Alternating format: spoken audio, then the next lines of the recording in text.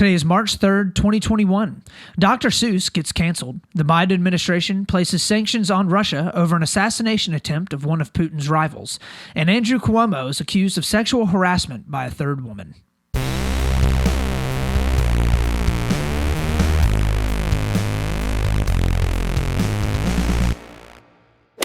Welcome back, Split the Difference friends and Split the Difference family. We got another fantastic episode for you here today, bright and early on this Wednesday morning, bringing you all the best news and insights from both the left and the right side of the aisle. We have been working diligently to bring you, yes, y'all guessed it, the best podcast that we have done thus far. Hear me when I say, hear ye, this is the best podcast that we've done because, you guys, we're splitting the difference. We're finding that sweet, sweet truth that lies right there in the middle from all the craziness on both sides of the aisle, as we always do. So, without further ado, let's hop on into our first story of the day, story number 1. So, our first story of the day, Dr. Seuss gets canceled. Somewhat. So normally I don't really wade into a lot of these cultural war things because honestly, I just don't think it's nearly as important as a lot of other issues. And that's not to say that it is not important, because a lot of these things that need to be talked about, and they are, of course, important. However, I just think that a lot of the culture war stuff oftentimes tends to be very, very clickbaity, and for the most part doesn't really accomplish a whole lot of anything outside of people just, canceling people and screaming and yelling, and the other side screaming and yelling, and nobody's really happy. But this story really piqued my interest because it's really kind of taking a step in a little bit of a weird direction. So let's hop in real quick and listen to just the baseline of the story. This is being reported on Fox News. Well, cancel culture is now going after one of America's favorite children's books. Schools in Virginia's Loudoun County removing Dr. Seuss books from its annual Read Across America event, citing, quote, strong racial undertones. However, Dr. Seuss books will still be available in libraries and classrooms in the district. Joining us now, Patrice Onwuka, Center for Economic Opportunity Director at the Independent Women's Forum. Patrice, always great to see you. Okay. So that's a whole bunch of people talking about how important this is. So 6 books are officially being removed from publishing because of racist undertones and insensitive imagery. These include McElligot's Pool, On Beyond Zebra, Scrambled Eggs Super, and The Cat's Quizzer, and To Think That I Saw It on Mulberry Street, and lastly, If I Ran the Zoo. All of these decisions were made by Dr. Seuss Enterprises, who runs all of the production and sales of the books post Dr. Seuss's death, which came I believe in the 90s. These books portray people, they were quoted as saying, these books portray people in ways that are hurtful and wrong. Ceasing sales of these books is only part of our commitment and our broader plan to ensure Dr. Seuss Enterprises catalog represents and supports all communities and families.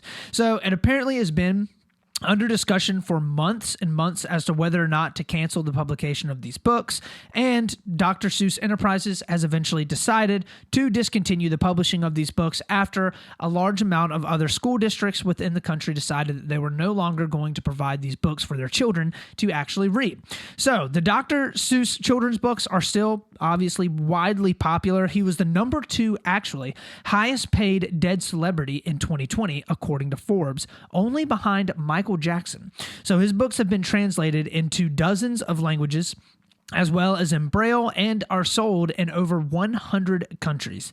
He did. He died in 1991. I see that here in my notes now. So I've searched for images in his books all over the interwebs for things that would have been, construed as or seen as racist within his books. But it's actually kind of hard to find pictures of anything in the books. This may be because of copyright infringement. I wanted to be able to put it on the podcast if I could, so that way you guys could actually see the images that are being debated and that are being talked about, that a lot of people are very upset about. However, I will say he did write and draw a whole bunch of super racist political cartoons. I believe that most of this was done during World War II.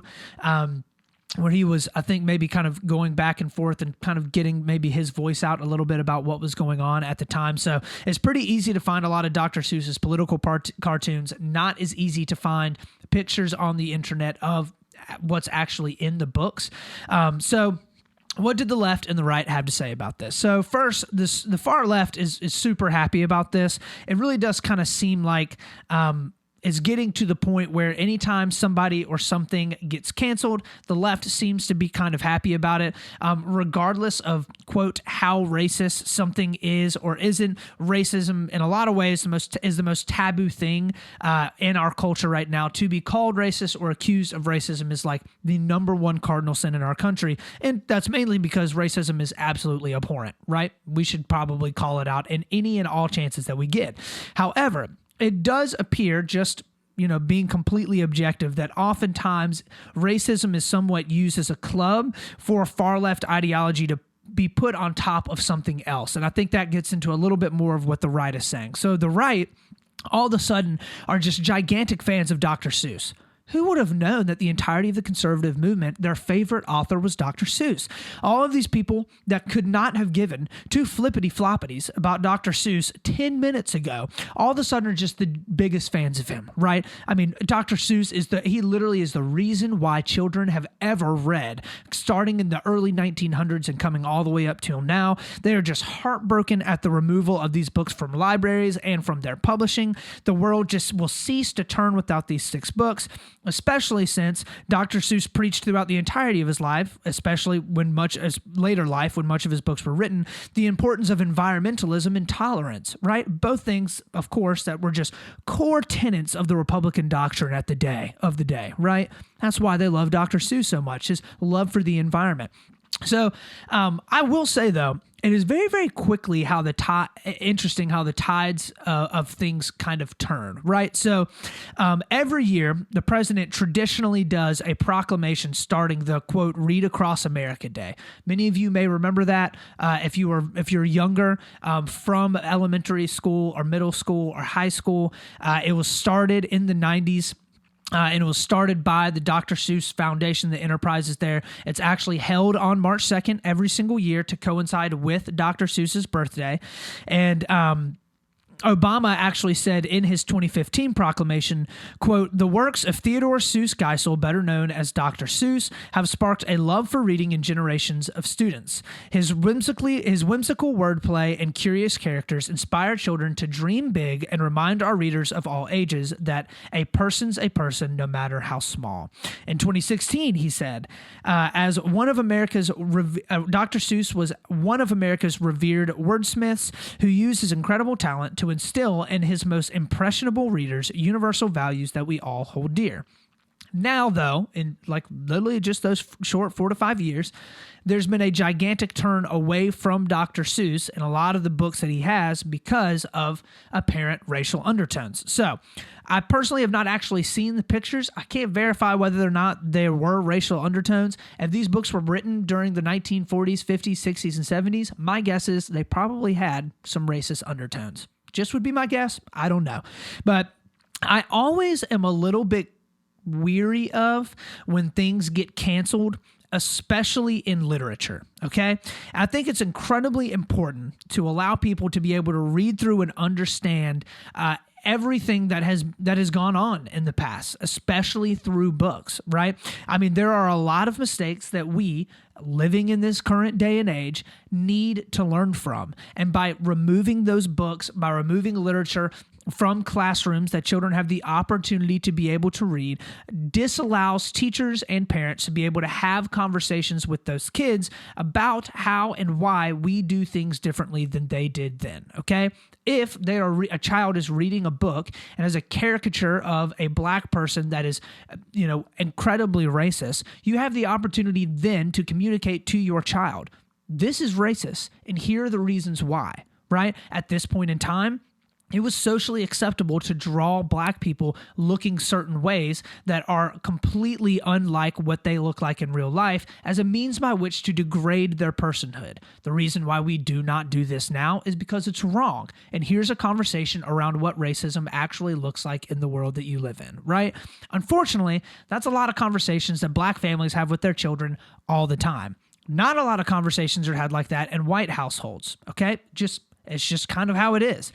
And I think it would be very, very beneficial for children to be able to see and recognize that even from a young age, being able to see them even in children's books as well. So I also could be wrong about this, right? There could be a reason why they chose not to just change the pictures, but it doesn't seem like the qualm that Dr. Seuss Enterprises had was with the content itself. It seemed like the qualm was with the pictures. Displaying or maybe having negative or racist connotations. My question is, why can't you just change the pictures? It seems like a simple enough solution, so simple that there obviously could be a reason why they decided not to do that. Maybe it was a copyright or trademark infringement that they wouldn't be able to work past. But it seems like that would be a very simple fix here. I may absolutely be missing something, but personally, I do not like the banning of books or literature or the refusal to publish books or literature because there are negative things within those said books and literature. Now, granted, that is my opinion. At the end of the day, 6 Dr. Seuss books not being published because the publishing company that actually sends them out chooses not to print them, totally on their own. That is their prerogative. That is their decision to be made. However, the calls for banning things because they have racist things or because they have negative things associated with in the past, I'm normally not a big fan of. All right, if it's a monument, if it's a flag, that's okay. Put it in a museum, nothing wrong with that, okay? Books, though, in a lot of ways, that's one of the first things that a lot of fascist and terrible regimes do is they like to burn a lot of books. There's a reason why all of that normally coincides. So with all of that having been said, that is the end of our first story of the day. Let's go ahead and hop on in to our second story, story number 2.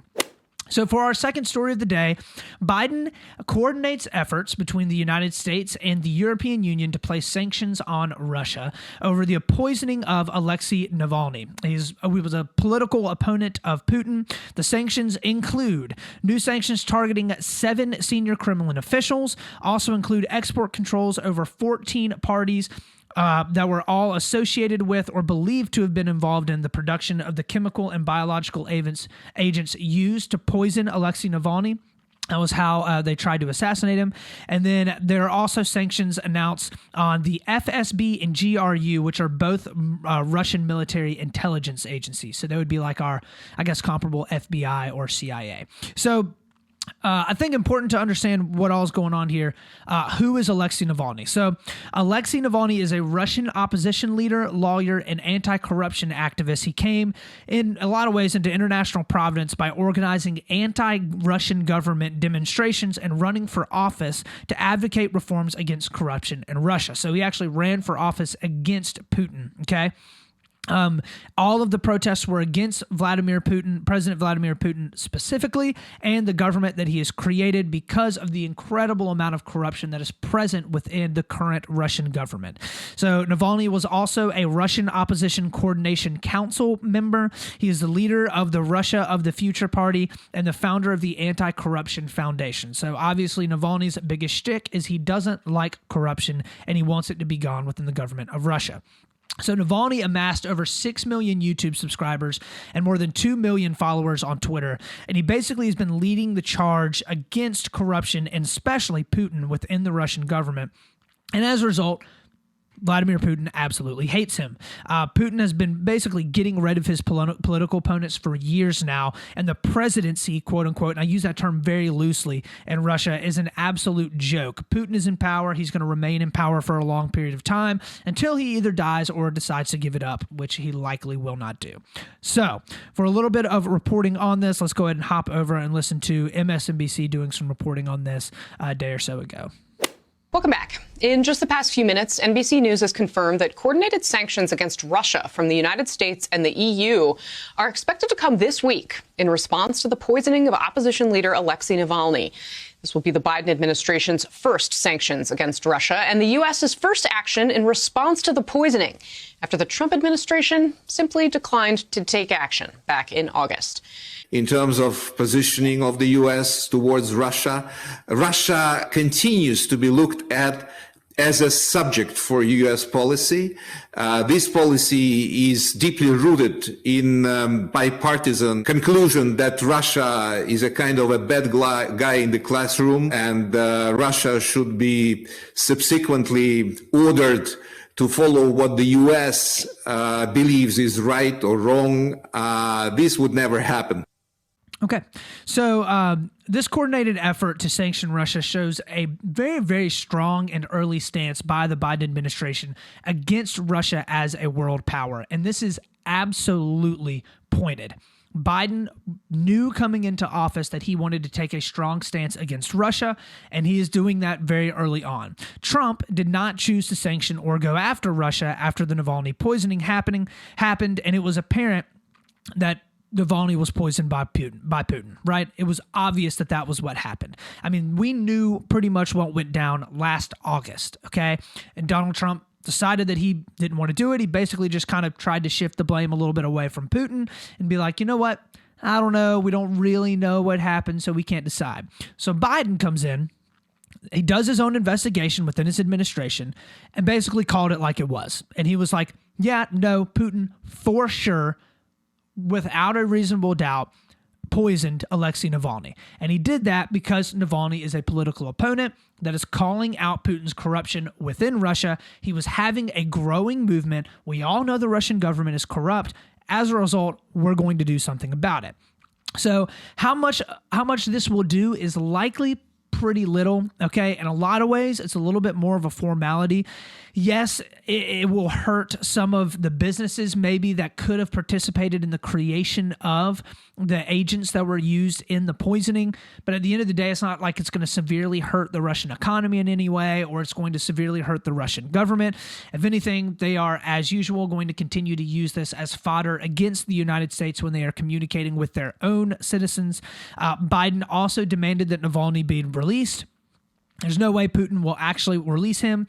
Basically, what happened is Navalny was poisoned. He was incredibly sick. He left the country to be able to go and get treatment so that he could actually get back on his feet, literally, because it was a neurological poison, a biochemical agent that was used to poison him with the purpose of shutting down the entirety of his neurosystem, which would be incredibly painful and also absolutely horrible.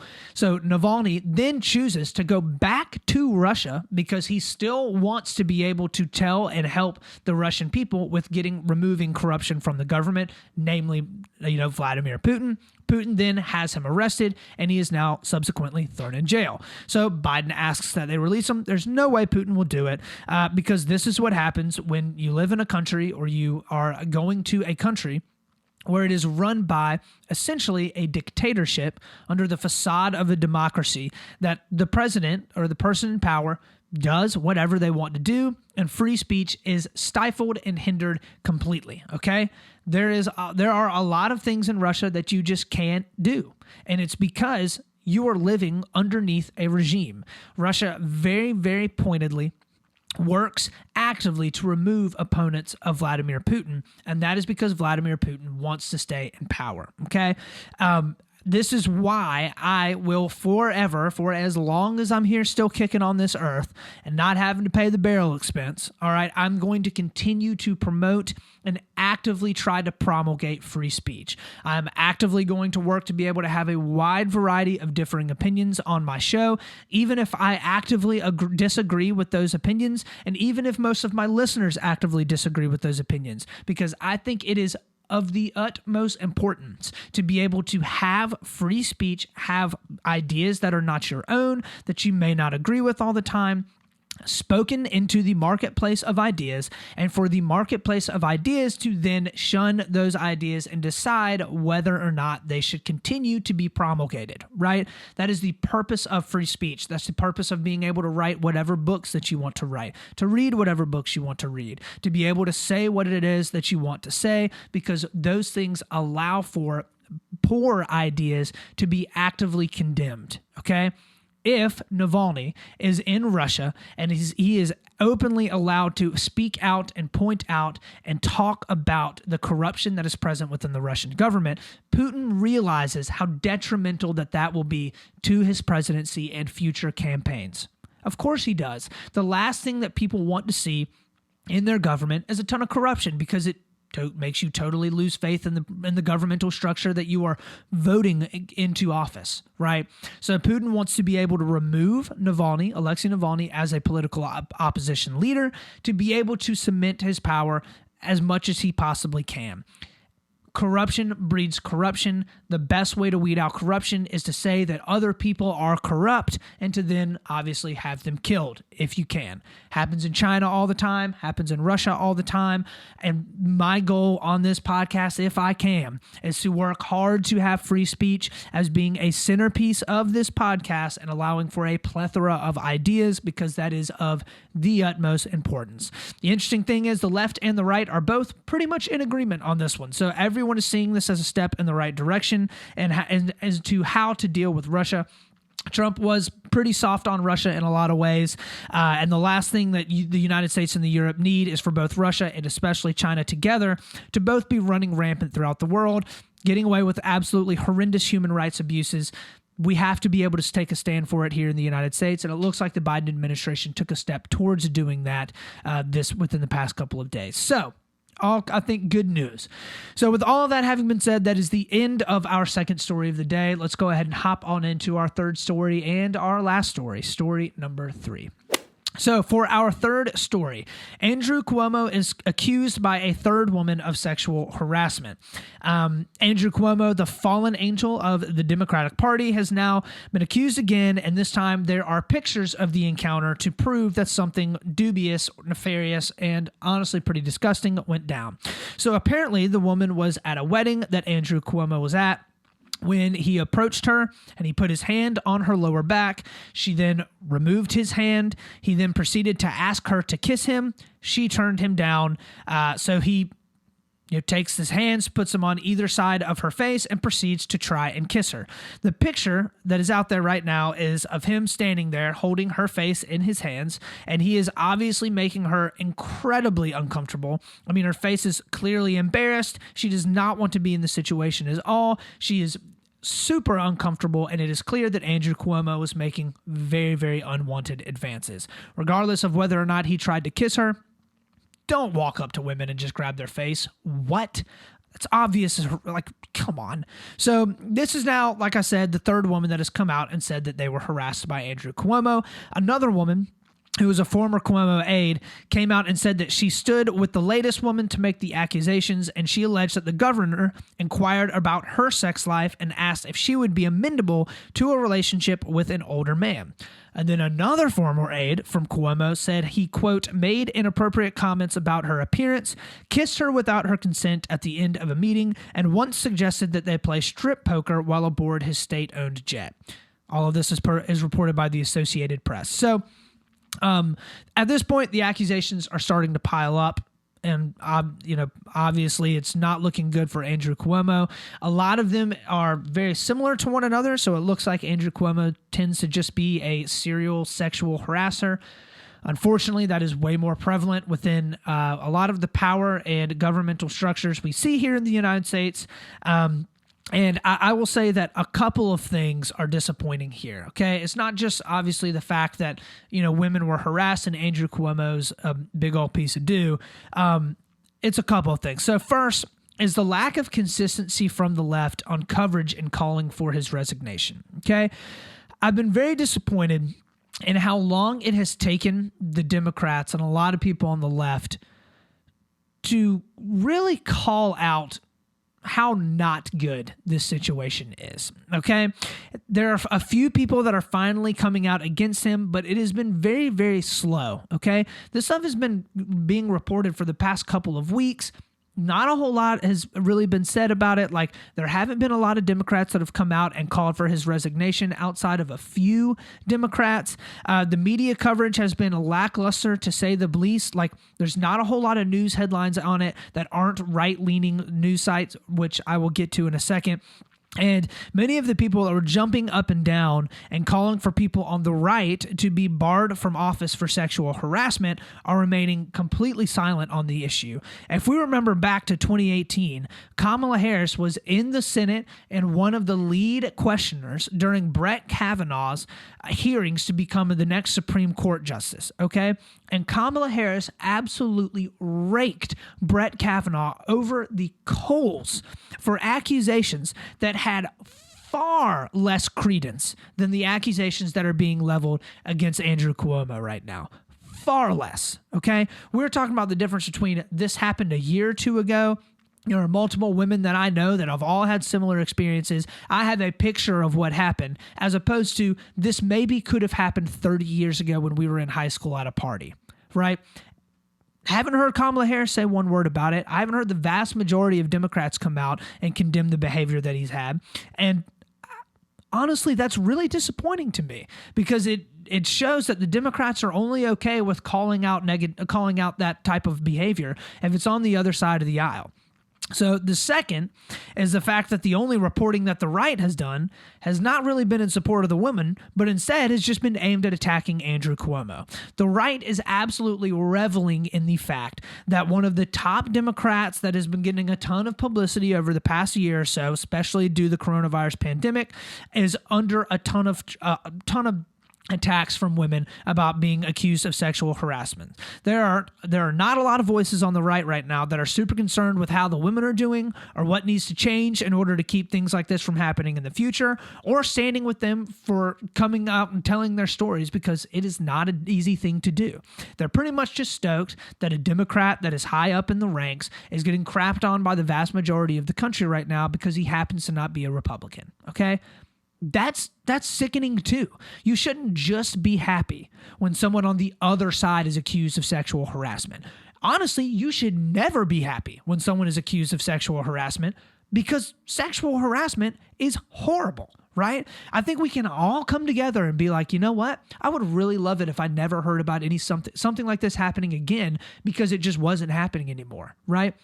Unfortunately, the reality that we live in right now is that there are women that are sitting underneath and are working for men that think that they can act with absolute impunity, that they can say whatever it is that they want to do, that they can touch women in the ways that they want to touch them, that they can kiss women in the ways that they want to, and they can act inappropriately, and they can get away with it. And it's terrible. It really is. And I am really yearning for the day when both sides of the aisle can be like, okay, I want to hear out the evidence, right? As long as evidence is presented, let's obviously bring women in, have them communicate with authorities if they need to communicate with authorities. If they have evidence, if we are able to talk through with these women and they are able to prove that they've been sexually harassed by a person, it shouldn't be a question. Like, okay, doesn't matter what side of the aisle they're on, gone, right? And I know this is oftentimes can be a very gray area issue. Oftentimes it's not cut and dry. Sometimes there is a lack of evidence. There's a huge problem with women not feeling comfortable with being able to come out and speak out against people like this. But once we get to a place where women feel like they are empowered to be able to come out and they're not going to get absolutely crapped on by one side of the aisle, depending on whether or not the person is a Republican or a Democrat, hopefully it will lead to men being like, maybe it's not a good idea for me to sexually harass young women. We can only hope. So with all of that, that is the end of our third story of the day. Let's go ahead and hop on in to our last segment. It's called Bro, What? So this is actually somewhat related to a story that I talked about a little bit ago on a podcast last week. And it was talking a bit about the increase in substance abuse during the pandemic. Well, I had that story come out, and then I had a buddy of mine who was like, hey, man, so listen to this. I did a little bit of research because I thought it was pretty interesting that you were talking about how alcohol sales increased significantly during the pandemic. Apparently, his mother-in-law drinks a whole lot of Fresca, right? She loves Fresca. It's her fave. When the beginning of the pandemic hit, she went out to go get some Fresca, and she couldn't find it anywhere. And she didn't understand why. She just couldn't find it. It wasn't on any store shelves. So my buddy does a little bit of research into it, and apparently Coca-Cola, the company, decided that they were going to discontinue sending out and producing some of their less popular, I guess, by sales, drinks that they normally produce because they didn't have any aluminum. There was a big aluminum shortage at the beginning of the pandemic.